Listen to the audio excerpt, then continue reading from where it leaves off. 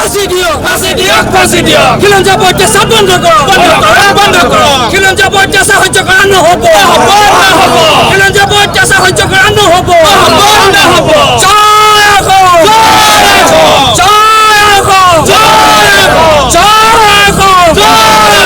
খিলঞ্জীয়া বৈদ্যাচাৰ বন্ধ কৰক খিলঞ্জীয়া মুছলমান জিন্দাবাদ খিলঞ্জীয়া মুছলমান জাগিছে খিলঞ্জীয়া মুছলমান জাগিছে এই জুই চলিছে সংগ্ৰাম চলিছে কাণ্ডৰ লগত জড়িত হৈ থকা প্ৰতিজন অভিযুক্তক এনকাউণ্টাৰ কৰক কাণ্ডৰ লগত জড়িত হৈ থকা প্ৰতিজন অভিযুক্তক এনকাউণ্টাৰ কৰক জুই চলিছে সংগ্ৰাম চলিছে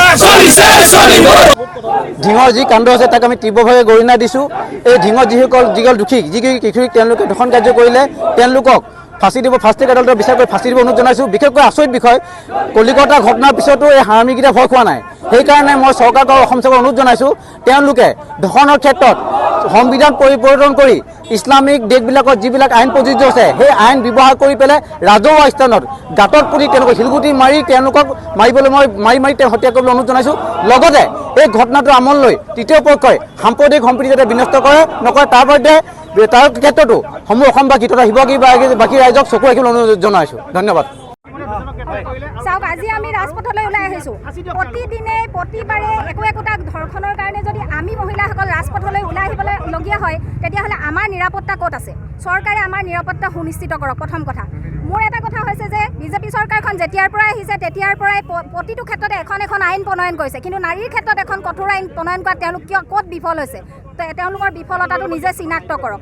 আৰু জম্মু কাশ্মীৰত 377ৰ নিচিনা ধাৰা তেওঁলোকে আঁতৰাব পাৰিলে, এটা উগ্ৰপন্থী সংগঠনৰ ক্ষেত্ৰত তেওঁলোকে কঠোৰ কিছুমান ব্যৱস্থা গ্ৰহণ কৰিব পাৰিলে, ধৰ্ষণকাৰীৰ ক্ষেত্ৰত ব্যৱস্থা গ্ৰহণ কৰা তেওঁলোকৰ আপত্তি ক'ত? আমি প্ৰধানমন্ত্ৰী নৰেন্দ্ৰ মোদী ডাঙৰীয়াক সুধিব কৈছোঁ, আমাৰ মুখ্যমন্ত্ৰী ডাঙৰীয়াকো সুধিব কৈছোঁ যে বেটী পঢ়াও বেটী বচাও যে এই শ্লোগানটো তেওঁলোকৰ মাত্ৰ মুখত ৰৈছেগৈ। আমি যেতিয়াৰ পৰা এই শ্লোগানটো শুনিছোঁ তেতিয়াৰ পৰা বেছিকৈহে ৰাজপথত ওলাব লগা হৈছে। এইটো তেওঁলোকৰ কাৰণে লাজৰ কথা, আৰু আমি তেওঁলোকক এই শ্লোগানটোৰ কাৰণে আজি ধিক্কাৰ দিছোঁ ৰাজপথৰ পৰা। তেওঁলোকে লাজ পাব লাগে যে তেওঁলোকে নাৰীৰ নিৰাপত্তা দিয়াত ব্যৰ্থ হৈছে। আৰু বাংলাদেশী মূলৰ মানুহ অতৰাম বুলি অহা চৰকাৰখনে আজি বাংলাদেশী মূলৰ হাতত নিজৰ খিলঞ্জীয়াক এনেদৰে শোষিত হ'বলৈ এৰি দিছে। গতিকে মই চৰকাৰক আহ্বান জনাইছোঁ আৰু আমাৰ মহিলাসকলক, বিশেষকৈ আমাৰ অসমৰ প্ৰতিটো চুকে কোণে থকা সকলো মানুহকে ওলাই আহিবলৈ আমি আহ্বান জনাইছোঁ যে প্ৰত্যেকে যদি ৰাজপথলৈ এনেকৈ ওলাই নাহে তেতিয়াহ'লে আমাৰ কিন্তু অধিকাৰ আমি নিজেই কাঢ়ি আনিব লাগিব। আমাক কিন্তু কোনো আমাৰ বাবে মাত মাতিবলৈ থিয় নহয়। গতিকে এই ক্ষেত্ৰত আমি নিজে সজাগ হ'ব লাগিব আৰু চৰকাৰক আমি এই ক্ষেত্ৰত কঠোৰ এটা ব্যৱস্থা ল'বলৈ কৈছোঁ। আৰু আমি ইয়াত ধৰ্ষণকাৰী এটাই শাস্তি, মৃত্যুদণ্ড। ইয়াত প্ৰবল জনমত আছে। গোটেই ভাৰতবৰ্ষৰ মানুহে কৈছে আজি যে ধৰ্ষণকাৰীক মাত্ৰ শাস্তি দিব লাগে, মৃত্যু এনকাউণ্টাৰ কৰিব লাগে। তাৰ প্ৰবল জনমত থকাৰ পাছতো এখন চৰকাৰে কিয় কঠোৰ আইন প্ৰণয়ন কৰিব পৰা নাই? এইটো আমাৰ প্ৰশ্ন চৰকাৰলৈ। কি ছোৱালী আচলতে টিউশ্যনৰ পৰা ঘৰলৈ যাব নোৱাৰা এটা পৰিৱেশ এইখন অসমত সৃষ্টি হৈছে। আচলতে শিৱসাগৰৰ সেই ঘটনা দুদিনমান নৌ যাওঁতেই আচলতে পুনৰ ঢিঙত আচলতে যি ঘটনা সংঘটিত হৈছে এই ঘটনা আমি চিন্তিত হৈছোঁ। চিন্তিত আমি এই কাৰণে হৈছোঁ কিয়নো আজি নিৰ্দিষ্ট সময় মূৰে অসমখনত আচলতে খিলঞ্জীয়া ৰাইজৰ ওপৰত, খিলঞ্জীয়া মানুহৰ ওপৰত যি ধৰণৰ আক্ৰমণ হৈছে এই আক্ৰমণ কোনো কাৰণতে আমি সহজে মানি ল'ব নোৱাৰোঁ। আৰু এটা কথা আমি স্পষ্ট ভাষাৰে জনাই দিছোঁ যে ধৰ্ষণকাৰী কোনো ধৰণৰ তেওঁলোকৰ ধৰ্ম নাথাকে। আচলতে সি টকা হ'লে মিয়াই হওক, সি টকা হ'লে বণিক গোষ্ঠী হওক, যোনেই নহওক কিয় তেওঁলোকৰ ওপৰত শাস্তি এটাই হ'ব লাগে যে সেই শাস্তি এটাই, সেই শাস্তিটোৱে যে তেওঁলোকে ফাঁচি দিয়াৰ ব্যৱস্থা কৰিব লাগে। আৰু যিসকল লোকে ফাঁচি দিয়াৰ ব্যৱস্থা কৰিব আমি দাবী উত্থাপন কৰিছোঁ। প্ৰতিবাদস্থলীৰ পৰা কোনো কাৰণতে তেওঁলোকক আমি চৰকাৰলৈ অনুৰোধ জনাইছোঁ তেওঁলোকক যাতে জেললৈ নি তেওঁলোকক লালন পালন কৰি খুৱাই বোৱাই ৰখাৰ কোনো কাৰণতে তেওঁলোকৰ ৰাজহ খৰচ কৰাৰ ব্যৱস্থা কৰিব নালাগে আমি প্ৰতিবাদস্থলীৰ পৰা দাবী উত্থাপন কৰিছোঁ। আৰু অনতিপলমে যদি পাখণ্ডকেইটাৰ ওপৰত যদি এই নৰবিকাশৰ ওপৰত যদি বিহিত ব্যৱস্থা গ্ৰহণ নকৰে নিশ্চয়কৈ ইয়াৰ পৰৱৰ্তী পৰ্যায়ত শিৱসাগৰৰ পৰা তীব্ৰ প্ৰতিবাদী কাৰ্যসূচী আমি হাতত তুলিবলৈ আমি বাধ্য হ'ম। খিলঞ্জীয়া যুৱতীৰ ওপৰত কৰা এই ধৰণৰ নাৰকীয় কাণ্ড কোনো কাৰণতে সহ্য কৰা নহ'ব। বাৰে বাৰে আমাৰ খিলঞ্জীয়া মহিলাৰ ওপৰত আক্ৰমণ কৰিব, বাৰে বাৰে আমাৰ খিলঞ্জীয়া যুৱতীক ধৰ্ষণ কৰি হত্যা কৰিব। এই ঘটনাটো সহজভাৱে আমি ল'ব কোনো কাৰণতে নোৱাৰোঁ। এই ঘটনাবিলাক কোনবিলাক মানুহে কৰিছে? এই ঘটনাবিলাক কোনবিলাক মানুহে কৰিছে? জিমি দাসৰ পিছতে জিমি দাসক কোনে আক্ৰমণ কৰিছিলে? অখিলঞ্জীয়া মানুহে আক্ৰমণ কৰিছিলে। আজি নগাঁও ঢিঙৰ খিলঞ্জীয়া যুৱতীগৰাকীক কোনে আক্ৰমণ কৰিছে? অখিলঞ্জীয়া মিয়া মুছলমানে আক্ৰমণ কৰিছে। গতিকে অখিলঞ্জীয়া মানুহৰ খিলঞ্জীয়া মানুহৰ প্ৰতি দপদপনি, এই দপদপনি কিন্তু উফৰাই দিয়া হ'ব, কোনো কাৰণতে সহ্য কৰা নহ'ব। আজি শিৱসাগৰত থকা যিসকল খিলঞ্জীয়া ভূমিপুত্ৰ মুছলমান মানুহ আছে, এই খিলঞ্জীয়া ভূমিপুত্ৰ মুছলমান মানুহখিনি ওলাই আহিছে। কি কাৰণে ওলাই আহিছে? তেওঁলোকৰ নিজৰ অনাগত ভৱিষ্যতক লৈ তেওঁলোক শংকিত হৈ পৰিছে। আজি সমগ্ৰ অসমতে কিন্তু এই অনা অসমীয়া অনা খিলঞ্জীয়া মানুহৰ যি দপদপনি, এই দপদপনিৰ কাৰণে আমাৰ খিলঞ্জীয়া মানুহখিনি শংকিত হৈ পৰিছে। এই মিয়া মুছলমানখিনিয়ে, এই মিয়া অখিলঞ্জীয়া মানুহখিনিয়ে বাৰে বাৰে কিন্তু আমাৰ অসমৰ অসমীয়া যুৱতীক, অসমৰ অসমীয়া মহিলাক ধৰ্ষণ কৰি হত্যা কৰিছে। গতিকে এনেধৰণৰ কাণ্ড আমি সহ্য কৰিব নোৱাৰোঁ।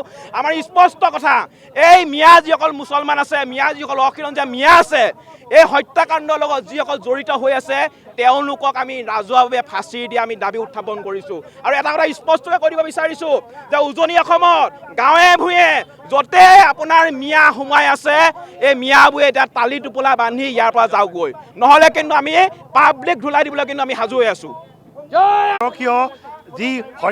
নাৰকীয় ধৰ্ষণ কাণ্ড সংঘটিত হৈছে, এই ধৰ্ষণ কাণ্ড সংঘটিত হৈছে অখিলঞ্জীয়া মিয়া মুছলমানৰ দ্বাৰা।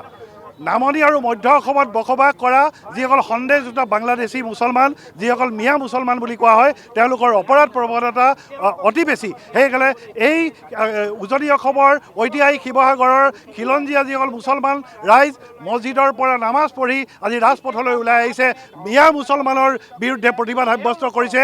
এই মিয়া মুছলমান আমাৰ অসমৰ খিলঞ্জীয়া এগৰাকী নাবালিকা ভনীক যিদৰে তেওঁ দলবদ্ধভাৱে ধৰ্ষণ কৰিছে, আমাৰ পাশৱিকভাৱে ধৰ্ষণ কৰিছে, তেওঁলোকক দলবদ্ধভাৱে ধৰ্ষণ কৰা যিসকল মিয়া মুছলমানৰ বিৰুদ্ধে অসমৰ উজনি অসমৰ খিলঞ্জীয়া মুছলমান জাগিছে, তেওঁলোকক কঠোৰ শাস্তি দিবলৈ দাবী জনাইছোঁ। ৰাজহুৱা স্থানত ফাঁচি দিবলৈ দাবী জনাইছোঁ। দৰকাৰ হ'লে অসম আৰক্ষীৰ সঞ্চালক প্ৰধান জি পি সিং ডাঙৰীয়াক অনুৰোধ জনাইছোঁ, তেওঁলোকক এনকাউণ্টাৰ কৰক। ৰাজহুৱা স্থানত এনকাউণ্টাৰ কৰি তেওঁলোক কঠোৰ শাস্তি প্ৰদান কৰিবলৈ, দৃষ্টান্তমূলক শাস্তি প্ৰদান কৰিবলৈ আমি উজনি অসম মুছলিম কল্যাণ পৰিষদৰ পৰা দাবী উত্থাপন কৰিছোঁ।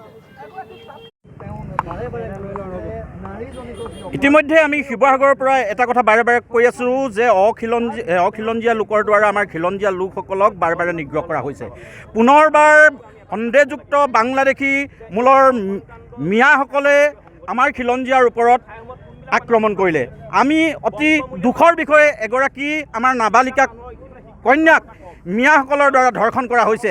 আমি আজি প্ৰতিবাদী কাৰ্যসূচীৰ দ্বাৰা আমি দাবী উত্থাপন কৰিছোঁ। মুখ্যমন্ত্ৰী মহোদয়লৈ আমি আহ্বান জনাইছোঁ, যি তিনিগৰাকী কালপ্ৰীতে এইগৰাকী কিশোৰীক ধৰ্ষণ কৰিছিল, তৎকালীনভাৱে তেখেতসকলক ন্যায়িক ব্যৱস্থা গ্ৰহণ কৰি ফাঁচীৰ দৰে সৰ্বোচ্চ শাস্তি প্ৰদান কৰিব লাগিব। আৰু এটা কথা আজি আমি ঐতিহাসিক শিৱসাগৰৰ পৰা মুকলিকৈ কৈছোঁ, বহুদিনৰ পৰা আমি মিয়াসকলৰ দপদপনি অসমত প্ৰত্যক্ষ কৰি আছিলোঁ। আমি মুখেৰে মাত মতা নাছিলোঁ, এইটো অৰ্থ নহয় যে তেখেতসকলৰ কৰ্মকাণ্ডবিলাকক আমি সমৰ্থন জনাই আছিলোঁ। এতিয়া তেখেতসকলৰ কৰ্মকাণ্ডই ইমানেই গভীৰ ৰূপ ধাৰণ কৰিছে, তেখেতসকলে আমাৰ জীয়ৰী বোৱাৰীৰ ওপৰত হাত দিব পৰা হ'ল। সঘনাই মিয়াসকলৰ দ্বাৰা সমগ্ৰ অসমতে অপৰাধজনিত কাণ্ডবিলাক সংঘটিত হৈ থকা আমি দেখিবলৈ পাইছোঁ। ঐতিহাসিক শিৱসাগৰৰ পৰা আমি আজি বাংলাদেশী মূলৰ প্ৰতিগৰাকী মিয়ালৈ আমি আজি প্ৰত্যাহ্বান জনাইছোঁ, সাজু হৈ থাকক অসমৰ খিলঞ্জীয়া ৰাইজৰ প্ৰত্যাহ্বান গ্ৰহণ কৰিবৰ কাৰণে। আজি মিয়াৰ বিৰুদ্ধে ঐতিহাসিক শিৱসাগৰত খিলঞ্জীয়া জাগ্ৰত হৈছে। আমি বিশেষকৈ নামনি অসমৰ খিলঞ্জীয়া অসমীয়াসকলক দাবী উত্থাপন কৰিছোঁ। আমি অনুৰোধ জনাইছোঁ যে অখিলঞ্জীয়াৰ বিৰুদ্ধে, মিয়াৰ বিৰুদ্ধে নামনি অসমৰ খিলঞ্জীয়াসকল একত্ৰিত হ'ব লাগে। আমি উজনি অসমৰ প্ৰতিগৰাকী খিলঞ্জীয়া ৰাইজ আজিৰ পৰা মিয়াৰ বিৰুদ্ধে একত্ৰিত হৈছোঁ। যিকোনো মূল্যৰ বিনিময়ত মিয়াৰ সাঁতোৰাৰ পৰা আমাৰ খিলঞ্জীয়া লোকসকলক আমি ৰক্ষা কৰিব লাগিব। আৰু খিলঞ্জীয়া ৰক্ষা কৰা এইখন সংগ্ৰামখন আমি শিৱসাগৰৰ পৰা আমি দীঘলীয়াভাৱে আমি আগবঢ়াই লৈ যাম, যেতিয়ালৈকে প্ৰথম কথা হ'ল ঢিঙৰ এই কাণ্ডৰ লগত জড়িত এই কালপিত কেইজনক অতি শীঘ্ৰে গোটেইকেইজনকে গ্ৰেপ্তাৰ কৰি এনকাউণ্টাৰ কৰিবৰ কাৰণে আমি ইয়াৰ পৰা দাবী জনাইছোঁ। আৰু অসম চৰকাৰক আমি দাবী জনাইছোঁ যে এনেকুৱা এখন ধৰ্ষণকাৰীৰ বিৰুদ্ধে আইন বলবৎ কৰক, যে ৰাজপথত তেওঁলোকক গুলীয়াই মৃত্যুদণ্ড দিয়াৰ এটা আইন এখন বলবৎ কৰক। আৰু ইয়াৰ পৰা আমি দাবী জনাইছোঁ যে উজনি অসমত যিসকল মিয়াই বিভিন্ন কৰ্মত নিয়োজিত হৈ বসবাস কৰি আছে, তেওঁলোকে অহা এসপ্তাহৰ পৰা ইয়াতে প্ৰস্থান কৰা তেওঁলোকে ব্যৱস্থা কৰক, অন্যথা আমি 30 জনগোষ্ঠীয় সংগঠনে একেলগে ইয়াৰ বিৰুদ্ধে আমি থিয় হ'বলৈ বাধ্য হ'ম। আৰু ইয়াৰ পৰা আমি চৰকাৰক দাবী জনাইছোঁ যে তেওঁলোকৰ গৃহ বিভাগ সম্পূৰ্ণ ব্যৰ্থ হৈছে।